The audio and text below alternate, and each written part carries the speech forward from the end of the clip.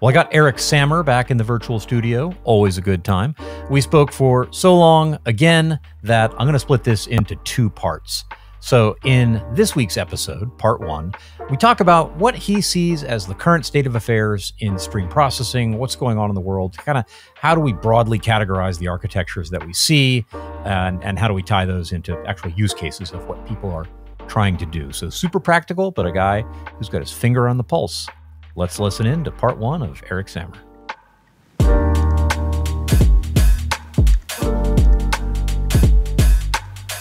Hello and welcome to another episode of the Real-Time Analytics Podcast. I am your host, Tim Berglund, as per the usual. And today I am joined by a returning guest, Eric Sammer. Eric is most recently founder and CEO of Decodable. He's a whole lot of other things. Eric, welcome back to the show. Thanks for having me. It's always a pleasure. It is always a pleasure to talk to you. And to have a guest come back. As I say, it's the triumph of hope over experience. Come back. You can't get rid of me. I live here now. There you go. That's right. That's right. You're like that Airbnb guest on that episode of Silicon Valley that wouldn't move out and started Airbnb-ing the Airbnb as a squatter. That's literally me. You got there you go. Perfect. That's particularly applicable. This is not topic of the show today. My wife and I have become Airbnb hosts with a place in the Denver area recently, and it's fun. All right. I'm different podcast, but I'd love to hear different podcast. Today we're here to talk about streaming data, real-time data. I mean, I think before we hit record, we were trying to remember exactly when your first episode aired. Obviously, that'll be linked in the show notes. I couldn't remember offhand, but you need to be on here every few months just to kind of give us an update of where things are from your perspective. I think you and I inhabit slightly different parts of the world, real-time wise, but not so far apart. So let's just start with what's going on in the world that you see. It's an interesting question. We're real-time neighbors. We live in the same neighborhood. Yes. I think, look, from my perspective, I think since the last time we talked, it's probably been a couple of months. I think that it's always interesting to sort of source the thinking from the people that we work with. And you and I have talked about this briefly, in the past, but like from the larger Flink and Debezium ecosystems, right? Which is the two sort of open source ecosystems that, at least at Decodable, we spend most of our time looking at. And I think on the whole, I don't think that things have changed substantially other than to say that Flink and Debezium continue to grow in popularity. And I think that while the projects are interesting, it's almost more interesting to think about where people are applying these and what are the use cases and the kinds of systems and applications and products that people are building with the tech. As much as I love the tech and as much as I could talk database engines all day, at the end of the day, we have to get paid, Tim. Unfortunately, someone's got to keep the lights on. And so the way in which we do that is we build consumer facing products and we build, enterprise products and those kinds of things. Things that people you want and find useful. Want and find useful. That's the goal, want to find useful. So I think that looking at what people are doing there is actually particularly interesting. And again, we were having this discussion internally at Decodable, and the stream processing portion of what we do is actually very interesting. But when you sort of zoom out and you kind of look at this and say, what are people really doing with stream processing?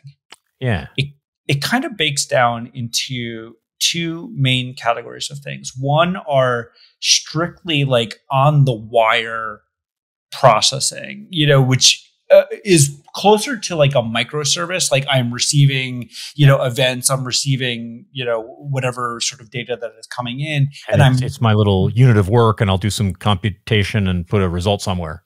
Right. And in the simplest form, you can think about that like a Lambda or something like that. And then the most complex case it's actually doing like stateful computations and all these other kinds of things, and, recommender systems and so on and so forth. And then the other case is like, look, there's probably no exciting way to say it. It's like real-time data movement and ETL, Yeah.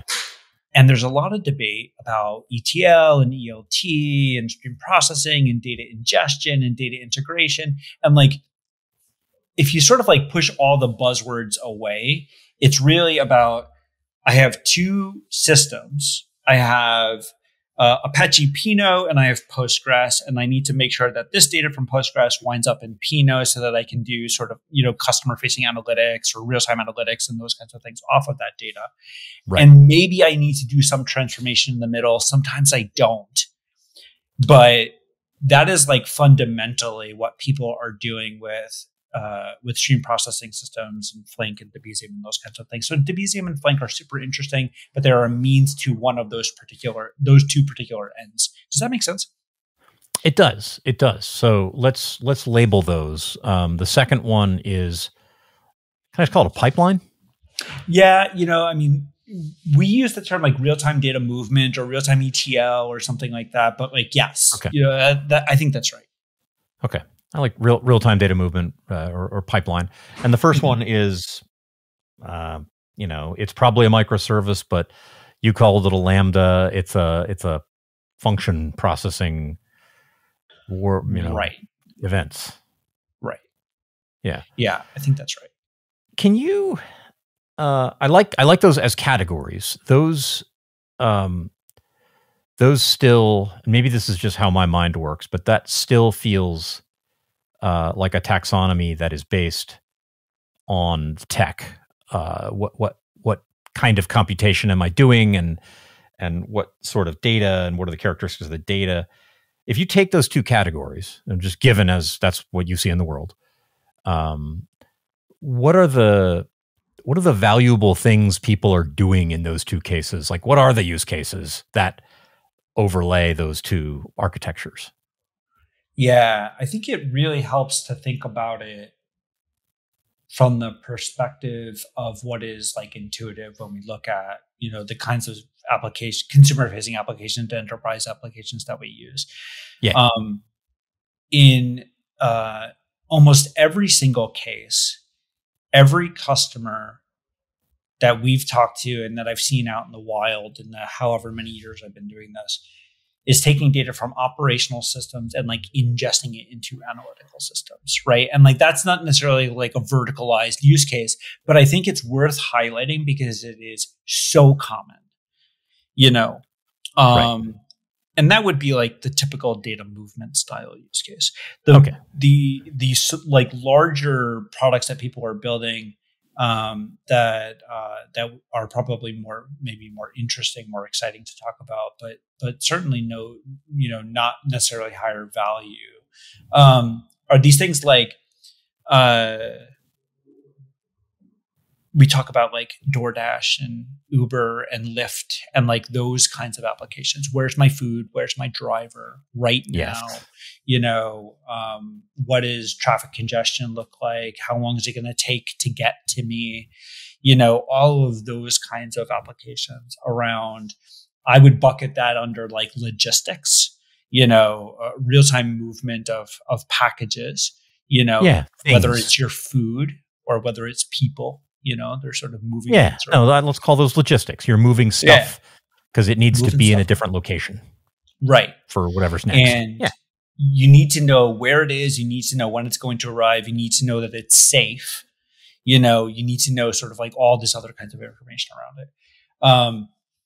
I think in ad tech, it is about being able, the goal there is to like show the most appropriate ad to the most appropriate person based on their behavior.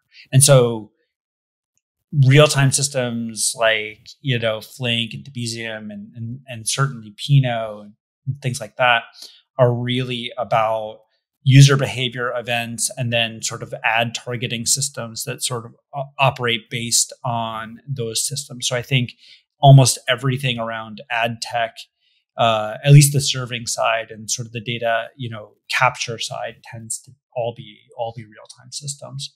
Yeah, kind of. And that they were some of the. I don't know this history well. It'd be interesting to talk to somebody who was early days ad tech, but pioneers before you had things you could just download or Docker pull, and you had to go build weird things because there wasn't anything that did what you needed.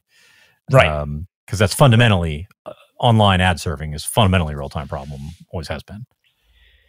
Yeah. And I think, well, we could get into it, but I think that there are parts of that are probably like models that get built offline and stuff like that. And then there's like parts of it that are online, but I think that there's a strong online real-time component to that. There you go. And that model that's built offline then just is served by some serving layer. Right.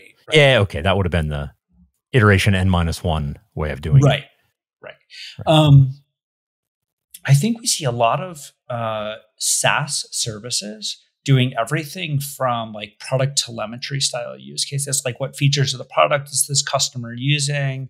And this is more probably enterprise SaaS services. Like what are people using? Where are they stuck inside of the product? What isn't working well? It kind of gets into the observability use cases, observability, but of the application, not of the infrastructure.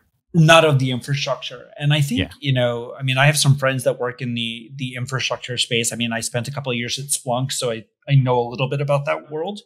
I think that there are definitely real-time use cases around the ingest of data and alerts triggering and firing and security related use cases is an entire domain of trying to classify and build a better understanding of whether or not just a single event, but a sequence of events is indicative of a particular attack vector, a particular type of attack or something like that, and understanding what's happening within somebody's infrastructure. So I think that there's quite a bit of real-time infrastructure and use cases around security, governance, compliance, like those kinds of use cases as well. Yeah, that makes sense. The application analytics stuff, I know I've thought about it before, but I've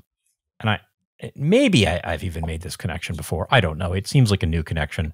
You said enterprise SaaS or just SaaS in general, not infrastructure, but actual applications. Right. There's the behavior of the user. And so it seems that fundamentally there is, and I'm sitting here in my mind trying to talk myself out of it being real time. Because I'm a fellow partisan, right? I want everything to be real time. It's look at that, everything's real time problem. I don't know, maybe some things aren't. I know some things aren't actually, but that seems like it potentially is. At least the source of the data is evented. There's all this stuff people are doing in the application. It needs to go into a pipeline somewhere. And maybe the product manager doing the usability study or whatever isn't going to look at it until tomorrow. So maybe it's not, a truly real-time analytics thing, but there's a stream there of data and some kind of compute has to get done on that. So that seems like that's going to be pretty ubiquitous in the way software is delivered, period. I think that it is. And, I think you brought up something interesting. A lot of people say well, I don't have a real-time use case.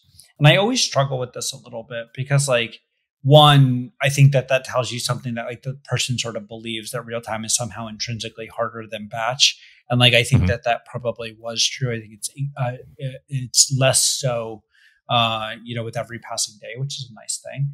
But I think that everybody has this really sophisticated, we talk about fraud detection. I watch the sequence of events and I decide whether or not it's fraud and I block a credit card transaction or I allow a login or disallow a login or something like that.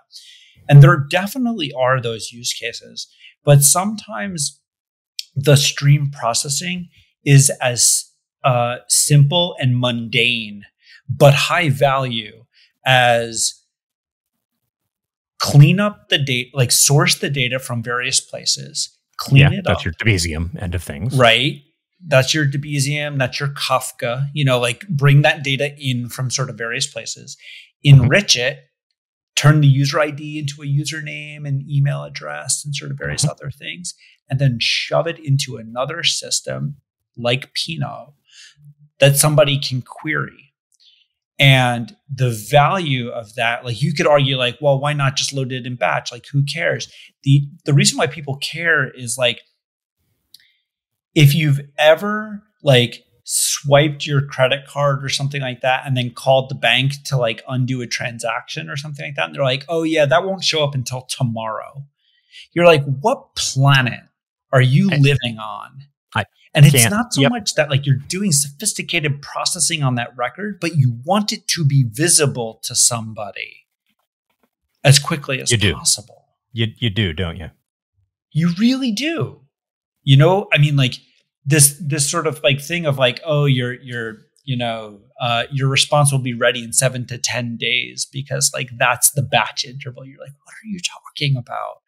I think we've had these kinds of things with like airline bookings and gate changes and like all these other kinds of things. Like you could argue that like it's not super sophisticated stream processing, but there are real-time streaming systems that are taking in those reservations, those gate changes, and they are updating caches, they're updating sort of database systems, they're updating applications in real time. And I think that like somehow we believe that that's not like an interesting use case, but I'll be honest with you, like 90% of what we do is just making sure that the right data shows up in the right place as quickly as possible you get the stuff in the from right here to format. there.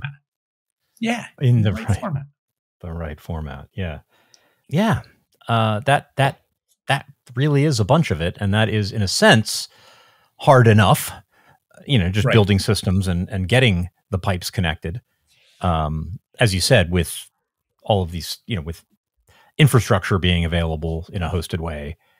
I think you and I aren't going to sit here and talk about how incredibly difficult it is to get these things in the cloud. I mean, this is the business we're in, on different sides of it, so it's doable, but there's still a lot of that to do. And it's like this joke I've made on stage about what 95% of an enterprise software developer's job is taking form submissions or post requests of pieces of JSON and structuring them, putting them into a database, and then another kind where you get things out of a database and serialize it as JSON and send it back. And it ain't much, but it's honest work. You could give that same account of real-time data pipelines. I think that's 100% right. I really do. And we just completed a project for a customer where we're doing change data capture out of 4,000 plus MySQL databases, doing some light processing on it, and then ingesting it into the data warehouse. In this particular case, it's a Snowflake warehouse. And previously they were doing this on 6 hour intervals. And the overhead associated with each one of those quote unquote syncs between the source systems and Snowflake, would put pressure on the operational systems and stuff like that. And by moving it to just change data capture and doing some very light processing, they were able to save a whole bunch of money with respect to not having to do really mundane things like union a bunch of tables inside of the data warehouse. Like we could pre-union the tables from all of these different single tenant databases. And we're able to smooth out the operational load on the source systems because you're not doing these big spiky, loads off of each one of these operational databases. You're trickling in those changes over a period of time, which allows you to compress. Yeah, exactly. Allows you to compress the amount of hardware resources. Now, it is running 24/7 rather than every couple of hours, but it turns out that the net compute usage is actually lower because most of the time it's a trickle of changes. So this is a really interesting property here that starts to emerge. And then on top of it, the icing on the cake is that the data in Snowflake is within 1 second of it happening upstream in the operational side of the house, That's which means excellent. which means that like all the product telemetry and like all these other kinds of things that they're using this for. I can't unfortunately say a whole lot more about it, or at least not yet. All that stuff is just fresher and just more up to date. And that has a material impact. Again, I wish I could say a little bit more. Hopefully I will be able to soon, but like this has a material impact for this particular company.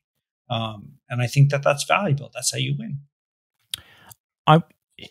You've hinted, or maybe I've just thought a little bit about some historical topics that you're touching on, and maybe you don't mean to touch on them, but like I'm feeling it, and I want to go there in a minute. But first, I want to ask you. I mean, I started by asking you, what do you see is going on right now? And you've got these two broad categories of real-time data pipelines and the little service. We haven't talked much about that service. Right. So, okay, I was setting up a question about the future. I'm going to ask you about the future in a minute, Eric. But how about that other broad architecture? I think we agreed those aren't so much use cases as categories of architecture. And how about that, where I'm a microservice and I get my events and I do things? Yeah. It's really interesting there. I think those things tend to be very domain specific. Right. They tend to be, that's where you see things like fraud detection in financial services, or real-time alerting systems and observability and security, or like threat detection and security and those kinds of things. Sometimes they're dead simple. They're simply that, there's a process that's basically doing like ad hoc enrichment of data, where they're, they get an event, they do a bunch of lookups and like quote unquote business logic. And they've built that as like a custom, Go service or Java service or something like that. And it typically is sitting in between a pair of Kafka topics. Like, I think the big difference between those two sort of use cases is that like, if your input's a Kafka topic and your output's a Kafka topic, that's like basically a stream process, that's a stream processing job. Yes. For the most part, whether you call it a microservice, whether you hand roll it in Go or TypeScript, it almost doesn't matter. It's a stream. It's an ad hoc stream processing job. You could be exposing some other API to disclose state that you're aggregating, or whatever could be going on. Right. So we see a lot of those kinds of things, but they, like I said, they tend to be. There's another customer, again, I can't really talk a ton about, but like one use case where somebody's opening up support tickets, like a customer success style application. They open up support tickets and you have to decide to which, agent do I assign this ticket based on like active load, right? As part of like a customer success team. And it's like load balancing. Right. You could argue that that's not, it's actually much more complicated than it sounds, because like there's all sorts of business rules about that and like domain knowledge of the individual agents and all these other kinds of things. But I think those kinds of things are increasingly common as well. And today, I think a lot of people hand roll those things. They write code. They build a service to do that. I understand why people do that. The downside to that, and in fact, like one of the interesting things that's happening right now is that Gunnar Morling has issued this 1 billion row challenge. Basically, how fast can you do a group by and then average and min max by sort of like writing this in Java or Rust or whatever specific challenges in Java, because that's the community that I think Gunnar is a part of. But like, I think it shows you in the differential of like the implementations, there's one that's like 4 minutes and there's one that's like 2 seconds. And so like when you hand roll a lot of these like bespoke stream processing jobs, it turns out that you're missing a lot of the optimizations that are happening in these like really sophisticated query engines and stream processing systems like Apache Flink, or, just to sort of show intellectual honesty, K-streams and so like various other systems. There's like really sophisticated code out there that is pre-built to do a lot of these things. And I think people miss out on that. Sorry, that's a tangent, but it's like what makes me think of. But we will absolutely link to the 1 billion row challenge. If you're coming to this episode from the future, you should know about it. It was a brilliant stroke of developer advocacy by Gunnar, and it was fun to see how people remixed it. I mean, somebody on my team solved it with Pinot, which was explicitly against the rules, right?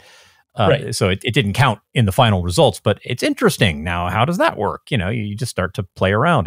I was gobsmacked, as they say, at that, the success of that.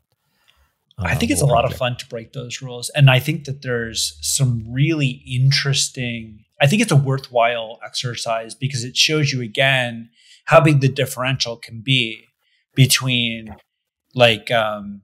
these very well-tuned and crafted query engines and database systems like Pinot and various others, how really good they are at doing these kinds of things, relative to hand rolling the code. Like the naive implementation is actually pretty slow, on a lot of these things. And I do think that people use the naive implementation in a lot of cases. Mm-hmm. Not knowing how much work has gone into the faster one. Right. Okay. I got you here. So you're a guy I could ask some history questions about, history questions of, and I there's just a few points where maybe it was just me in the last 20 minutes of conversation. I was thinking these things, but I would love to hear from you on,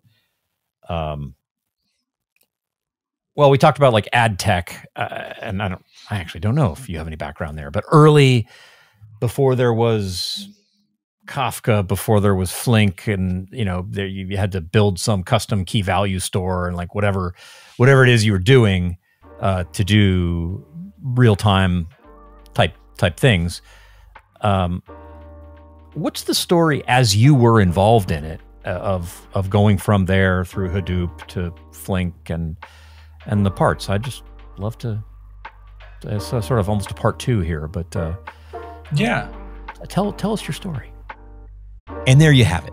If you feel compelled to help us spread the word and grow the real-time analytics community, you can give us a rating on Spotify or Apple Podcasts or wherever fine podcasts are sold. If you're watching us on YouTube, hey, subscribe and, of course, hit that notification bell. And you can always share your favorite episodes on LinkedIn or Twitter or wherever it is you do social media. Thanks, and I look forward to talking to you in the next episode.